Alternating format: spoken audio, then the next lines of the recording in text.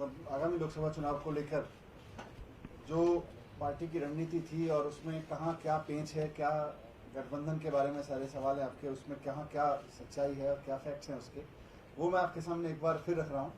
ताज़ा जितने भी अपडेट हुए हैं उसके आधार पे हम बार बार यही कहते हैं, और ये बात सच है कि आम आदमी पार्टी का जन्म कांग्रेस के भ्रष्टाचार के खिलाफ लड़ते हुए हुआ था, और हम पिछले लगातार 4-5 साल से उस भ्रष्टाचार के खिलाफ लड़ाई लड़ रहे हैं।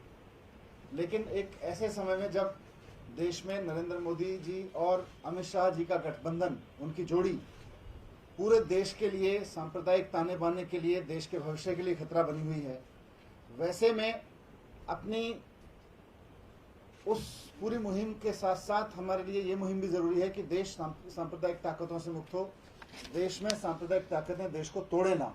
अगर देश टूट गया, अगर देश इस तरह से टुकड़े टुकड़े हो गया तो फिर देश में बचेगा क्या।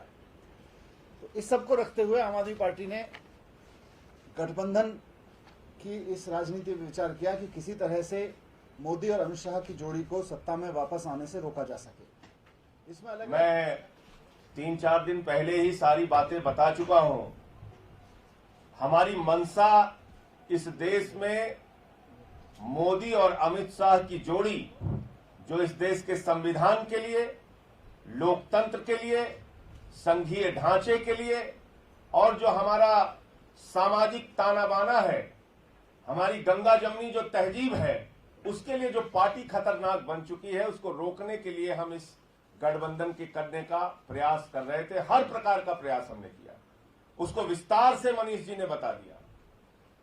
18 सीटों पर अगर गठबंधन होता तो पहला मैसेज पूरे हिंदुस्तान में एक ही जाता, मोदी, अमित शाह और भारतीय जनता पार्टी सत्ता में नहीं आ रहे हैं। लेकिन मुझे आश्चर्य है, मैं हैरान हूं इस बात से कि कांग्रेस पार्टी मोदी के दोबारा सत्ता में आने की संभावना को जीवित क्यों रखना चाहती है, क्यों उस संभावना पर पूर्ण विराम नहीं लगाना चाहती है। आज क्या कारण है कि जैसा मनीष जी ने बताया, हर प्रकार का प्रयास हम लोगों ने किया। हरियाणा में 6-3-1 पे मान जाओ, नहीं मानते। 7-2-1 पे मान जाओ, नहीं मानते। पंजाब में 20 एमएलए, 4 एमपी हमारे हैं, वहां मान जाओ, नहीं मानते।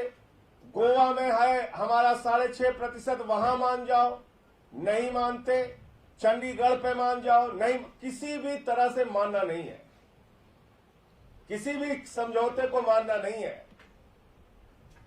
तो इसलिए आज मैं आपको पूरी जिम्मेदारी से ये बात कह रहा हूं, कल साफ तौर पे हरियाणा रख रही है तो कांग्रेस पार्टी, और अगर दोबारा गलती से मोदी और अमित शाह की जोड़ी सत्ता में आई, अगर गलती से ये सांप्रदायिक ताकतें, ये नफरत का बीज बोने वाली, हिंदुस्तान को बांटने वाली, हिंदुस्तान को टुकड़े टुकड़े करने की सोच रखने वाली ऐसे लोग जो हेमंत करकरे हमारे शहीद सपूत को देशद्रोही कहते हैं, ऐसे लोग अगर सत्ता में आएंगे तो इसके लिए सीधे तौर पर कांग्रेस पार्टी जिम्मेदार होगी।